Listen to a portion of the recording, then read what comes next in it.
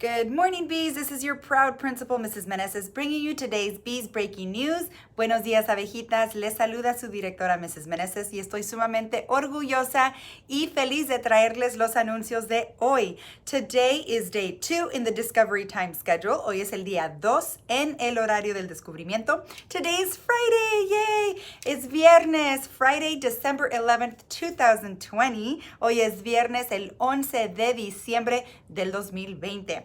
And we have some special birthdays today. Let's see, we have 3 birthdays for today. Axel Almaguer Sanchez is celebrating his birthday. Happy birthday, Axel. And Rodrigo Almaguer Sanchez is also celebrating his birthday. So, Axel and Rodrigo, happy birthday. Feliz cumpleaños. In kinder, we have Grayson Cruz celebrating his birthday. And guess what? Miss Meneses forgot Miss Gonzalez, Sylvia Gonzalez in first grade on the 7th when we did announcements. I did a very, very bad thing. I forgot her birthday. Can you believe it? I actually had it on my list, but somehow I had it on the side and I missed it. So Ms. Gonzalez, you know how much I love you and appreciate you. And I am happy to say happy birthday to you as well. I guess now it's happy belated birthday, which is what we say when we forget to say happy birthday on that day.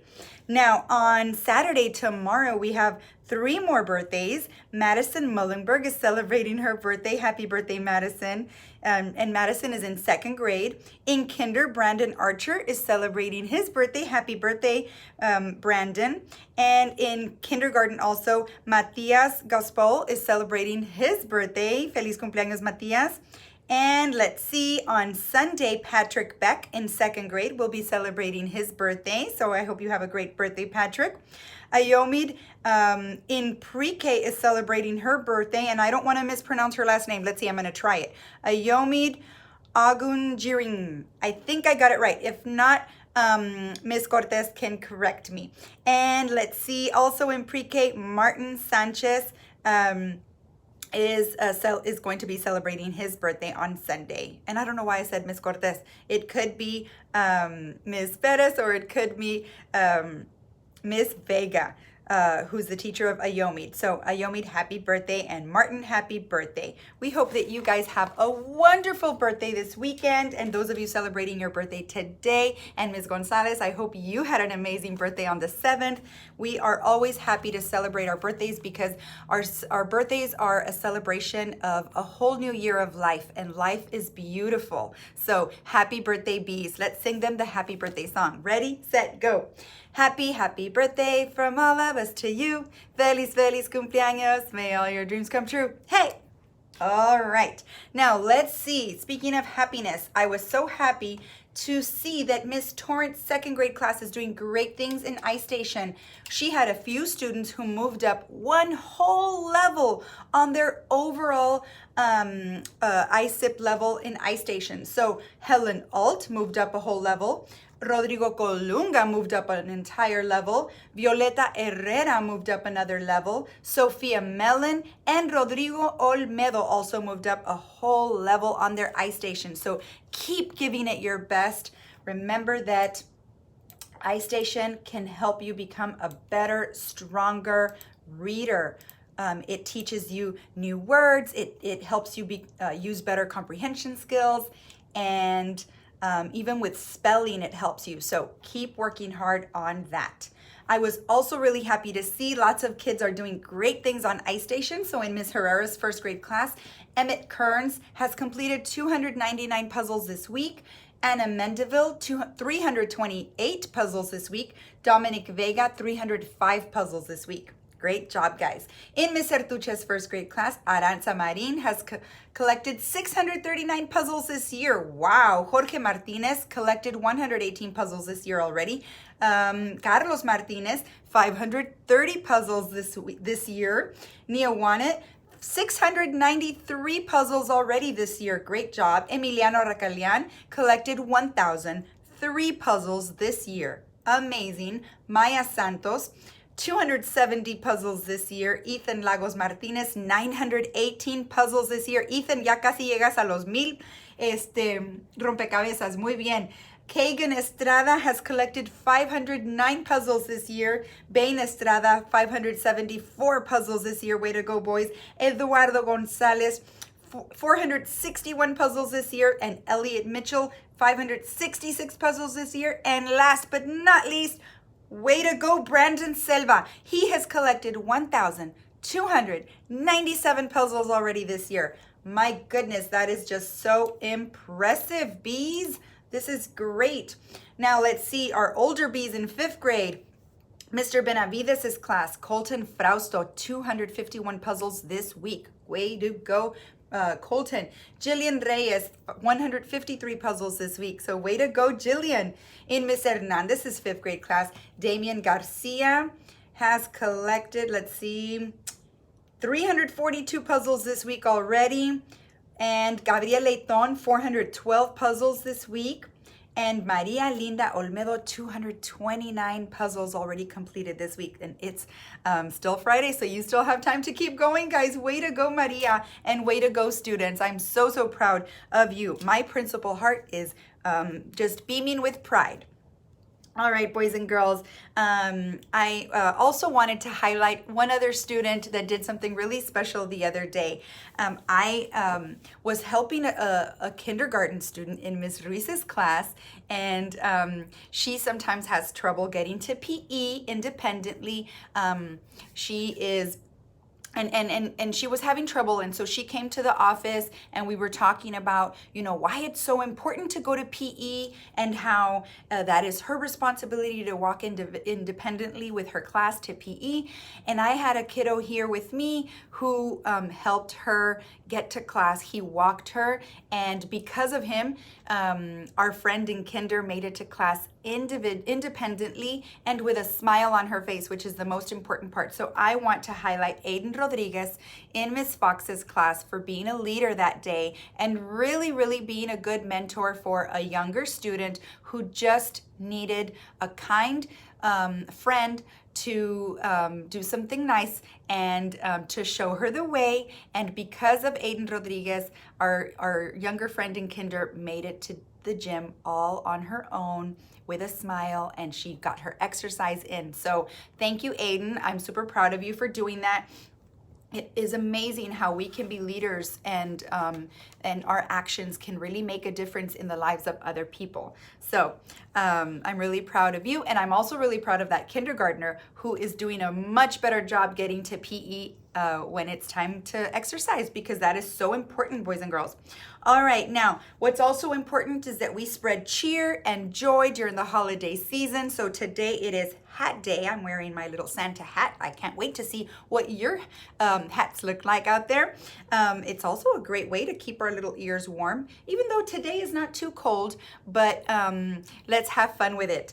And on Monday, it is going to be Grinch Day. So anything related to Grinch, you can wear. It can be headgear. If you have a shirt or a sweater, even better, you can wear that. And if you don't have anything Grinch, remember that green represents the Grinch. So if you want to wear green to share your holiday spirit, go ahead and wear green on Monday. And on Tuesday, we will be wearing our antlers to celebrate Rudolph the Red-Nosed Reindeer.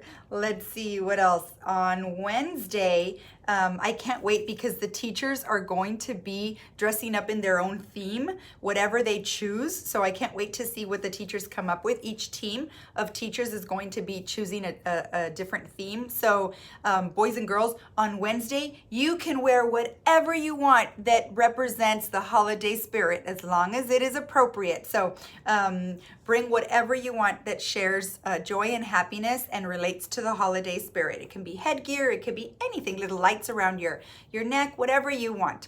Some bells, anything. And then on Thursday, we're gonna be wearing flannel or plaid.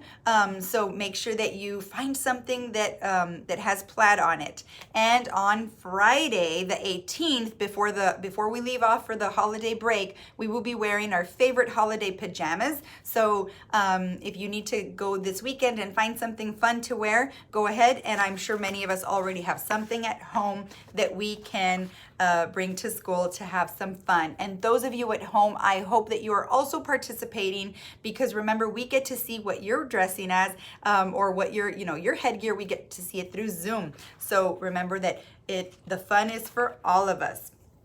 All right.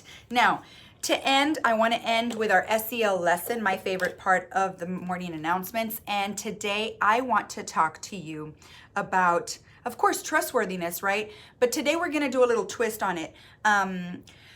We know that our Ellison Essentials have to do, for example, we have 5 Ellison Essentials, and many of you know, be kind, be respectful, be responsible, be safe, be your best. So today I want to know, do you trust yourself to be your best all the time? Or is it sometimes difficult, right? Sometimes it is difficult. I have a hard time sometimes being my best because sometimes I just want to quit.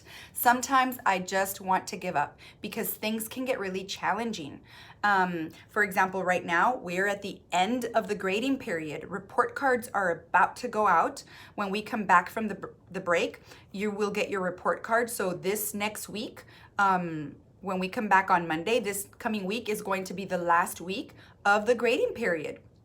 So we really need to make sure that all of our grades are in and that we're being our best in completing our assignments and being in those live lessons for those of us that are at home, so that we are not only completing the assignments, but so that we can do them well and really be part of that lesson that the teacher is teaching. So being our best, trusting yourself to be your best is what I want to talk to you about today. So I have a story. It's called The Race. And this is a really special story. I've had it for many, many years. This book, I actually took it from when I used to be a teacher at another school, Hopkins Elementary. My principal, Mr. Silverman, I went into his office to visit him, and I saw this book on his desk, and I asked him if I could borrow it, and I never gave it back to him. He let me keep it, and it just really inspired me. So it's a story about a boy who is in a race, and it's about his temptation to quit because things are not going so well in the race, and the story really inspires you to keep going. And so today when I read the story to you, and it's actually more of a poem, it's written more in a poetry kind of form.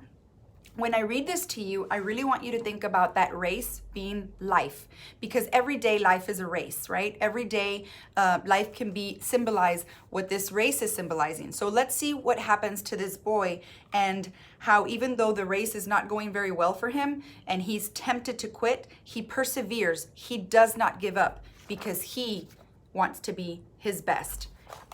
Let's see how it goes.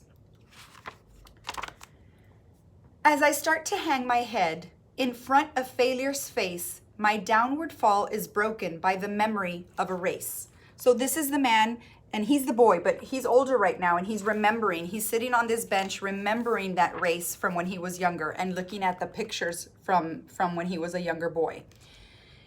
And hope refills my weakened will as I recall that scene. For just the thought of that short race rejuvenates my being. So when he remembers that race, it makes him feel better. It inspires him because he remembers how he was almost going to quit, but he didn't. A children's race, young boys, young men, how I remember well. Excitement, sure, but also fear. It wasn't hard to tell. They all lined up so full of hope, each thought to win that race, or tie for first, or if not that, at least take second place. And fathers watched from off the side, each cheering for his son, and each boy hoped to show his dad that he would be the one. The whistle blew and off they went, young hearts and hopes afire. To win and be the hero there was each young boy's desire. So every boy wanted to win that race, right? Every boy. See the race? Okay. And one boy in particular, whose dad was in the crowd, was running near the lead and thought, my dad will be so proud. So he was already in the lead. He was about to win, and he was thinking in his mind, my dad will be so proud. And then notice the way the words are written here. You'll see why. But as they sped down the field across a shallow dip, the little boy who thought to win lost his step and slipped. So he lost his step and slipped. It's kind of like when that little girl in kinder has to go to PE and all of a sudden she flips her lid because she doesn't want to go to PE and she's losing her step and she flips and she makes a bad decision, right? Or when we have a test and we want to give up because it gets too hard and we just, we didn't do so well.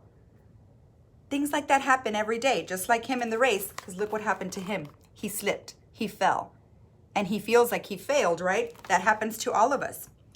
And here's what it says. Trying hard to catch himself, his hands flew out to brace, but mid the laughter of the crowd, he fell flat on his face. So down he fell, and with him hope. He couldn't win it now. So away went his hope. He was so full of hope, excited, and now he's embarrassed. And notice how the text is bigger when it says embarrassed, because the poet, or the author, is really trying to tell us he was really embarrassed. He was sad, and he only wished to disappear. And see, they purposely do this so we can picture him disappearing, because that's how he felt when he was on the grass. But as he fell, his dad stood up and showed his anxious face, which to the boy so clearly said, "Get up and win the race." He quickly rose, no damage done, behind a bit, that's all, and ran with all his mind and might to make up for his fall. So he got up because he heard the words of his father. Just by looking at his dad, he heard those words. And so he got up to try again. And that is perseverance. When you want to quit, you're embarrassed, you're sad, you feel like you failed, but you get up and you try again because you want to be your best. So you persevere, you get up and do it again. So anxious to restore himself, to catch up and to win, his mind went faster than his legs. He slipped and fell again.